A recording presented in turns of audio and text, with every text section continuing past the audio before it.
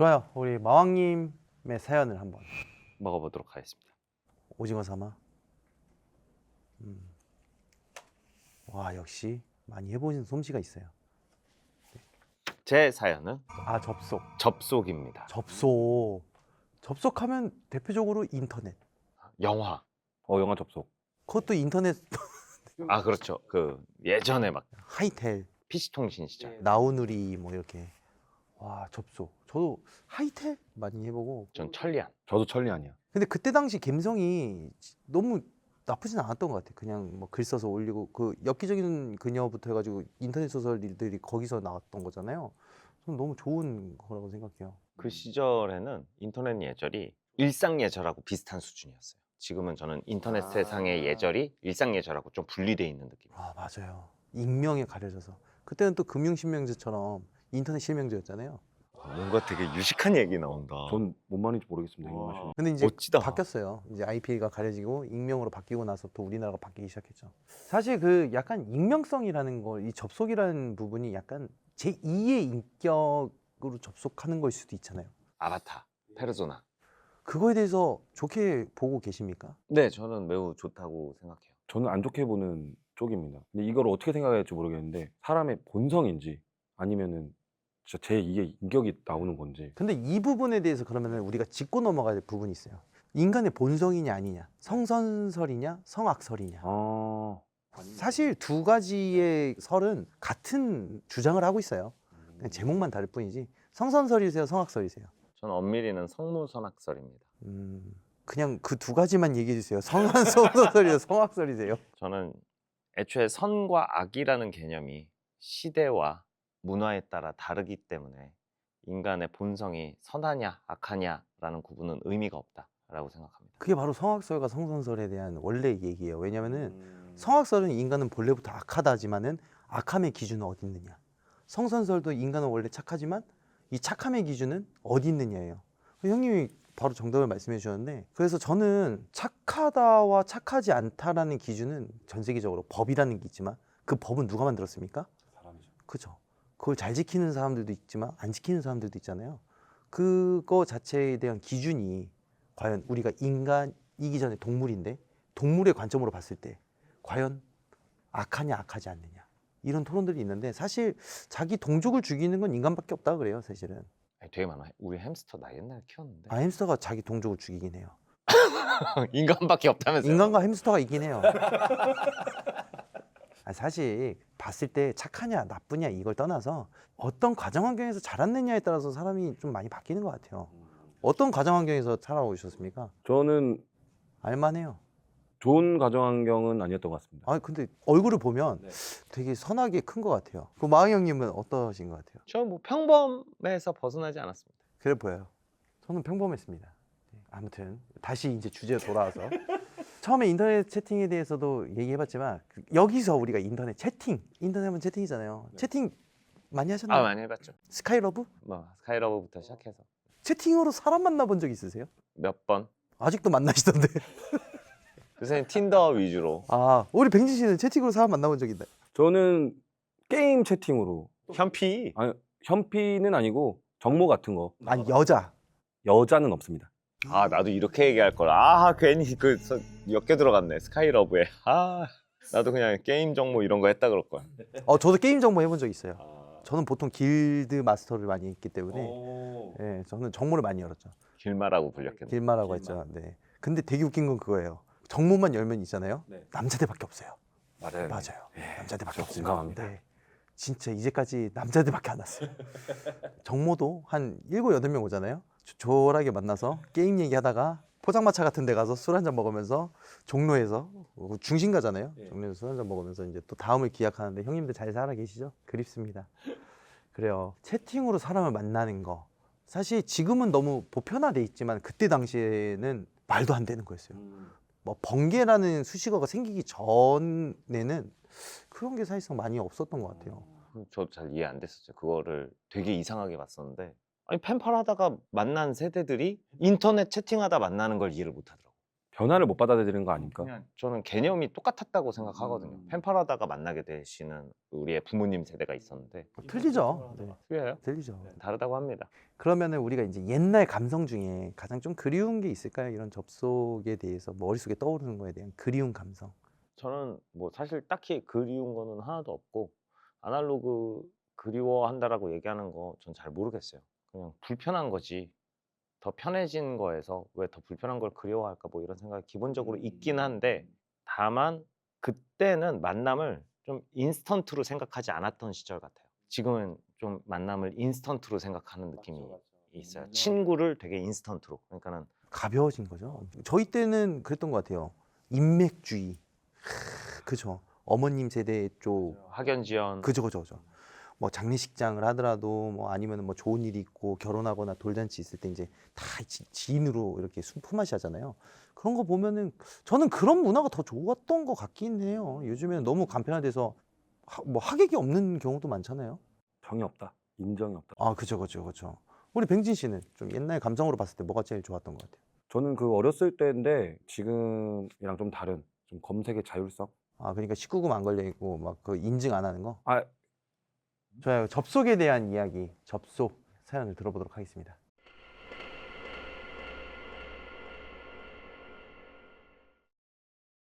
오늘 제가 소개해드릴 사연은 집착이 부른 접속입니다. 학창 시절 지금과 같은 인터넷 방송이 없던 때 한 채팅 사이트에서 채팅을 하면서 방송을 할 수 있었던 적이 있어요. 그 당시 음악 방송이 가장 큰 유행이었는데 대부분 또래끼리 일정한 시간에 모여 노는 거였죠. 저는 주로 밤 9시쯤에 방송을 시작했어요. 처음에는 3, 4명이던 채팅 인원수가 꾸준히 오래 하다 보니 30여 명으로 늘었습니다. 딱히 하는 건 없었어요. 신청곡이 들어오면 틀어주고 그 당시 좋아하던 가수에 대해 얘기하는 정도? 딱 평범한 10대 학생의 채팅방이었죠. 그중 가장 기억에 남는 것은 3명의 시청자였습니다. 제 채팅방에 매일같이 와주던 3명의 여학생이 있었어요.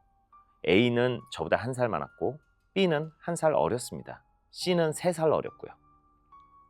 매일같이 일상적인 대화를 하고 놀다 보니 어느덧 저희 4사람은 얼굴도 모르는 사이지만 엄청 친해졌어요. 그 중에서도 C는 나이가 한참 어리니 모두가 예뻐하고 보호하던 존재였습니다. 이 채팅 사이트는 좋은 장점도 많았지만 이곳에서 번개팅이라는 것이 유행하면서 안 좋은 일이 벌어지기도 했거든요. 특히 A 언니는 저를 포함해서 B와 C에게 모르는 사람 만나는 걸 단단히 주의시키곤 했어요. A 언니는 중학생 때부터 홍대에서 밴드 활동을 하며 일찍 사회 경험을 한 케이스였거든요. 그러던 어느 날 A 언니에게 연락이 왔어요. 언니랑은 폰 번호를 주고받아서 채팅뿐만 아니라 문자나 전화 통화도 가끔 했거든요. 그 당시 언니는 서울에 살았고 저는 경기도에 살고 있었는데 언니가 저희 동네 근처에서 공연을 하고 시간이 남아 만나고 싶다는 연락이었어요. 저희는 유동인구가 많은 한 역의 광장에서 만나기로 약속했습니다. 채팅을 오래 하긴 했지만 이렇게 얼굴 모르는 사람과 만나는 건 처음이었어요. 물론 이때도 하두리 캠이라든지 이메일로 사진을 보내는 방법 등 얼굴 확인할 수 있는 방법은 많았지만요. 그렇게 처음 만난 A 언니는 제 생각보다 훨씬 예쁘고 멋진 언니였어요. 혹시 일본 영화 나나 아시나요? 거기 나오는 주인공 나나와 똑 닮았었어요. 처음 만나는 게 분명한데도 저희는 원래 잘 알고 지내던 친구처럼 한참 동안 커피숍에서 수다를 떨었습니다. 그렇게 시간이 얼마나 지났을까? 언니가 조심히 한 가지 질문을 하더라고요. 혹시 C에게 이메일이나 채팅으로 사진을 받은 적이 있냐고요. 저는 없다고 답했습니다. 그런데 언니가 저에게 C가 사진을 보내면 그냥 무시하라는 거예요. 뭘 무시하라는 거지 싶었지만 저는 일단 뭔지도 모르고 알겠다고 했습니다. 그렇게 그날은 언니와 한참 수다를 떨다 집으로 돌아왔어요. 생각보다 늦게 헤어져 채팅과 방송을 하지 않고 바로 잠들었었죠. 그런데 다음날 제가 채팅방을 열자마자 들어온 C가 갑자기 언니, A 언니 만났어? 묻는 거예요. 저는 A 언니한테 전해 들었나 보다 싶어 그렇다고 말했죠. 그리고 바로 B와 A 언니가 동시에 들어왔어요. 그러자 C가 우리 4사람 다 함께 한번 모이면 안 돼? 하고 묻더라고요. 저는 그제야 C가 어린 마음에 저와 A 언니만 따로 만나서 질투를 하나 보다 생각이 들었어요. 그래서 저도 그러면 좋겠다 하고 만나는 걸 제안했죠. 그런데 A 언니의 반응이 영 미지근한 거예요. 저를 만날 때와는 분위기가 완전히 달랐어요. 자꾸 말을 돌리고 만나는 걸 피하려는 기분이 들더라고요. 하지만 곧 저희가 약속 장소와 시간을 정하자 언니도 알겠다고 했습니다. 그렇게 저희는 그 당시 명동에 있던 민들레 영토에서 만나기로 약속을 했어요. 저는 서울에 간다는 생각에 들뜨기도 했죠. 제 학창 시절에는 서울에 가는 게 쉬운 일이 아니었거든요. 어느덧 약속 날이 찾아오고 저는 생각보다 일찍 서울에 도착했어요.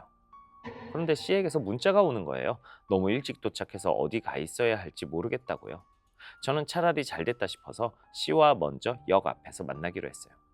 쭈뼛쭈뼛 서로의 착장을 얘기하고 만난 C는 정말 말 그대로 애기였어요. 어린 제 눈에도 한참 어려 보일 정도로 작고 왜소했어요. 채팅창에선 늘 발랄하던 아이가 실제로는 수줍음이 많더라고요. 저는 C를 데리고 미리 예약해뒀던 민토로 향했어요. 자리에 앉아 음료를 시키는 그 시간까지 C는 거의 말을 하지 않았습니다. 정말 조용했어요. 저까지 슬슬 어색해질 정도로요. 그런데 갑자기 C가 제 옆에 바싹 다가앉더니 자신의 팔 소매를 걷어 올리는 거예요. 저는 뭐지? 하고 쳐다봤다가 깜짝 놀라고 말았어요. C의 손목부터 팔 접히는 부분까지 전부 자해 자국으로 가득했기 때문입니다. 저도 이때는 어렸던 때라 어떻게 반응해야 할지 모르겠더라고요. 그저 C야, 너 팔이 왜 이래? 물어보는 것밖에는 할 수 있는 게 없었습니다. 그런데 때마침 저희가 있던 방문이 열리고 A 언니가 들어왔어요. 저희의 모습을 바로 발견한 언니가 C에게 다가가 옷소매를 확 내리더라고요. 언니의 굳은 얼굴을 보자마자 C는 바로 챗 하며 제게서 떨어져 앉았습니다. 꼭 그 모습이 둘이 만난 적 있는 사이인 것처럼 자연스러운 느낌이었어요. 하지만 제가 뭐라고 묻기도 전에 곧 B가 도착했고 저희는 아무 일 없었던 것처럼 대화를 하기 시작했어요. 밥을 먹고 잠시 더 얘기를 나누던 언니는 B와 C를 먼저 집에 돌려보냈어요. C는 못마땅한 듯 언니와 저를 쳐다보다 그냥 갔습니다. 그런데 언니가 저에게 오늘 언니네 집에서 자고 갈래? 하고 묻더라고요. 사실 집에 돌아가기엔 좀 늦은 시각이라 걱정되었기에 저는 바로 그러겠다고 했어요. 언니가 제 대신 엄마에게 전화를 걸어 허락도 받아줬습니다. 그렇게 언니네 집에 도착해 씻고 언니 방에 누웠는데 언니가 조심히 입을 열었어요. 사실 C가 우리 동네 살더라고. 그래서 내가 몇 번 만나서 밥도 사주고 그랬어. 아, 그랬구나. 어쩐지 전혀 어색하지 않더라. 근데 너도 봤지? C 팔뚝. 어? 근데 그거 진짜 C가 혼자 그런 거야? 아니, 그 어린애가 왜? 언니의 말은 그랬어요. 채팅에서와 다르게 처음 만난 C는 엄청 사람 눈치를 보는 것 같았대요. 그래서 언니가 최대한 편하게 대할 수 있도록 말을 많이 걸었다고 합니다. 그래서인지 점차 마음을 연 C는 그때부터 언니에게 알 수 없는 집착을 하기 시작했다고 합니다. 조금씩 이상하다고 느껴진 언니가 잠시 C와 거리를 두려고 하면 자신의 팔에 자해한 사진을 언니 이메일로 하나씩 보내기 시작했대요. 그렇게 상처가 한 줄 한 줄 점점 늘어나더래요. 생각해보면 언니도 그 당시 어렸는데 얼마나 무서웠겠어요. 달래도 보고 화도 내보고 C와 자주 만나며 골머리 앓고 있었다고 하더라고요. 그러면서 제게 하는 말이 채팅방에 C가 들어오는 것을 이제 막는 것이 좋을 것 같다고 했어요. C는 언니가 만나서 다시 잘 타일러 보기로 했죠. 저도 그러는 편이 나을 것 같아 알겠다고 했습니다. 그리고 전 그날 이후로 그냥 채팅과 방송을 하지 않았어요. 한참 개인 홈페이지를 만드는 또 다른 재미에 빠져 있기도 해서요. 그렇게 만든 홈페이지에 링크를 걸어놓고 저와 A 언니, B는 시간이 날 때마다 대화를 하곤 했습니다. 그러던 어느 날 제 홈페이지 익명 게시판에 알 수 없는 글이 매일 하나씩 올라오는 거예요. 그건 저주의 글이었습니다. 제목부터 지금 생각해도 너무 소름이 돋아 잊을 수가 없어요. 네가 교통사고로 내일 당장 죽길 바라. 하늘에서 네 머리 위로 화분이 떨어졌으면 좋겠어. 등등 더 심한 제목과 글 내용도 많았어요. 저는 도저히 참을 수 없어 익명 게시판을 닫았습니다. 하지만 소용이 없었어요. 다른 게시판에도 이런 내용의 글들이 점점 늘어났고 책을 보며 겨우 홈페이지 만드는 정도의 실력이었던 저는 범인이 누군지 잡을 방법을 몰랐어요. 어쩔 수 없이 저는 홈을 닫았습니다. 그리고 며칠 뒤 A 언니에게 전화가 걸려왔어요. 언니의 목소리는 울음기가 가득했습니다. 언니 무슨 일이야? 언니 지금 울어? 방금 전화를 받았는데 씨가 죽었대. 어? 그게 무슨 소리야? 시어머니께서 방금 나한테 전화를 하셨는데 씨가 아침에 죽었대. 언니 앞으로만 편지를 한 통 남겨두고 그렇게 갑자기 세상을 등졌다는 거예요. 언니는 얼마나 놀랐는지 우느라 더 이상 말을 잇지 못했습니다. 저도 너무 놀라고 슬펐지만 처음 마주한 죽음은 당장 눈으로 확인할 수 없어서 그런지 믿지 않았던 것 같기도 해요. 그런데 이날 이후로 자꾸만 이상한 일이 생기기 시작했습니다. 하루는 언니와 B 이렇게 셋이서 오랜만에 채팅을 하던 중이었어요. 그런데 켜놓은 적 없는 음악 플레이어가 갑자기 뜨더니 스피커로 음악이 막 흘러나오는 거예요. 정확히는 음악이 뒤죽박죽 몇 초씩 재생하다 넘어가며 이상한 소음을 냈습니다. 아무리 제가 닫힌 버튼을 눌러도 플레이어가 도무지 꺼지질 않았어요. 라디오 주파수 옮기는 것처럼 계속 시끄럽게 음악 뒤엉키는 소리가 생각보다 무섭더라고요. 저는 도저히 안 되겠어서 스피커를 껐습니다. 그런데 이상한 건 컴퓨터를 다시 껐다 켜도 음악이 제멋대로 켜졌다는 거예요. 프로그램을 삭제했다 다시 깔아봐도 소용이 없었습니다. 채팅을 하며 한참 재밌게 놀고 있을 때 이렇다 보니 늘 대화 도중에 채팅방에서 나와야 했어요. 하루는 A 언니와 통화를 하다 잠들었는데 갑자기 윙 소리가 나더니 컴퓨터가 저절로 켜지는 겁니다. 컴퓨터가 오작동으로 켜졌다고 쳐도 저는 늘 모니터도 끄고 잤거든요. 모니터가 켜지며 나오는 환한 빛에 화들짝 놀라 일어난 적도 벌써 여러 번이었어요. 아무래도 컴퓨터가 문제인 것 같아 부모님께 말씀을 드렸더니 그럼 당분간 군대 간 오빠의 컴퓨터를 쓰라며 바꾸어 주셨어요. 하지만 제 방에서는 오빠의 컴퓨터도 똑같이 제멋대로인 현상이 자꾸 나타났습니다. 그래도 꿋꿋하게 컴퓨터를 하던 어느 날이었어요. 아마 오전 수업만 하고 집에 돌아왔던 날이었을 거예요. 집에 부모님이 안 계셔서 들어오자마자 교복도 안 벗고 컴퓨터를 켰거든요. 한참 A 언니와 문자를 주고받다 채팅방에서 만나기로 했습니다. 우리는 아무에게도 방해받지 않기 위해 채팅방에 비밀번호를 걸어놓고 둘이서만 재밌게 대화를 하고 있었어요. 한참 그렇게 언니와 깔깔거리며 놀고 있는데 갑자기 채팅창에 C가 입장하였습니다 라는 메시지가 뜨는 거예요. 저는 순간 너무 놀라 타자치던 손이 굳었습니다. 비번을 걸어놨는데 어떻게 들어온 거지? 누구지? C의 닉네임이 왜 뜨는 거지? 순간 너무 많은 생각이 지나갔어요. 언니도 저처럼 놀랐는지 채팅창이 움직임 하나 없이 조용했습니다. 그런데 갑자기 하얀 채팅창 화면 안에 커다랗고 빨간 궁서체 글씨가 뜨는 거예요. 죽어.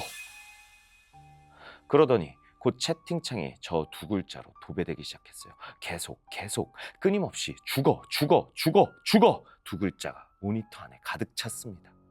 너무 놀라 멍하니 모니터만 바라보고 있는데 갑자기 핸드폰이 울렸어요. 받아보니 A 언니였습니다. 언니는 제게 빨리 컴퓨터를 꺼버리라고 했어요.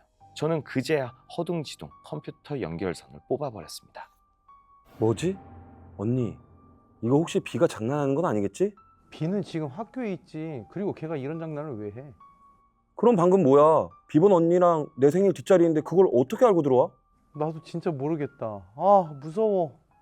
이상하고 궁금한 점은 많았지만 도통 어떻게 된 일인지 저희는 파악할 수가 없었어요.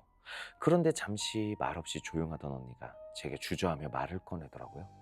사실 C가 남기고 간 편지를 아직 읽어보지 못했는데 아무래도 읽어봐야겠다고 했습니다. 언니는 조만간 저희 집 근처로 올 테니 같이 읽어달라고 했어요. 저는 조금 무서웠지만 그러겠다고 했죠. 죽은 C가 정말로 채팅방을 들어온 건 아니겠지만 뭐라도 해야 할 것 같았어요. 그리고 며칠 뒤 언니가 저희 집 근처로 왔습니다. 저흰 일부러 사람 많은 곳으로 가 편지를 함께 읽기 시작했어요. 생각보다 편지의 내용은 별거 없었습니다. C는 엄마가 3번 바뀌었대요. 그러다 보니 누군가가 주는 관심과 사랑이 고팠던 것 같아요. 근데 때마침 A 언니가 그런 빈자리를 메꿔줬던 거죠. 편지에는 A 언니에 대한 애정으로 가득 차 있었어요. 그러다 보니 반대로 저에 대한 미움도 가득 차 있더라고요. A 언니의 관심을 나눠 갖기 싫었던 것 같아요. A 언니와 제가 친하게 지내는 모습이 너무 싫다고 솔직하게 쓰여 있었습니다. 언니는 편지를 다 읽고 죄책감이 든다며 울었어요.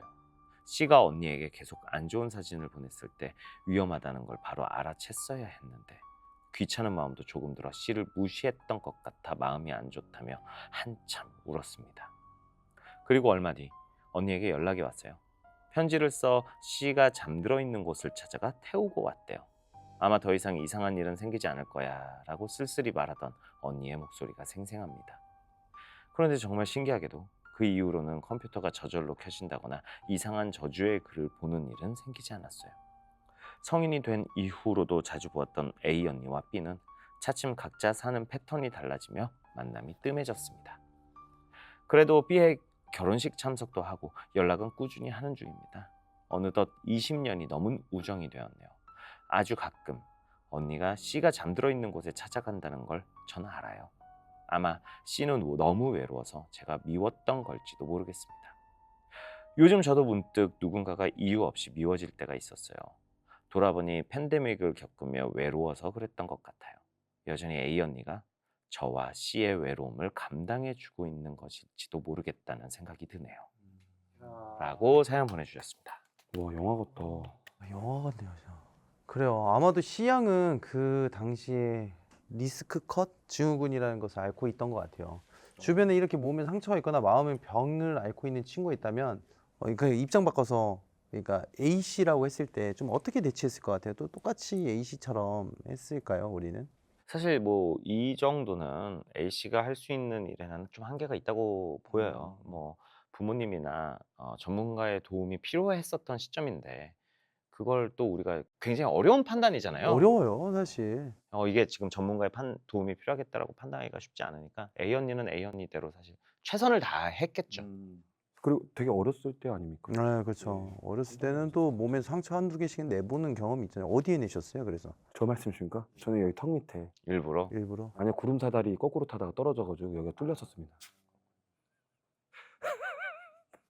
어렸을 때는 다들 그런 영웅심이 있죠. 그런 거 나는 거꾸로 탈 수 있어. 난 이제 저기까지 올라갈 수 있어. 난 여기서 뛰어내릴 수 있어. 그 놀이터 미끄럼틀 올라가면은 그 위에 지붕 있잖아요. 그 지붕 올라가요. 그다음에 건너편에 굳은 사다리 지붕까지 뛰어서 딱 이렇게 딱 앉아가는 거. 이야.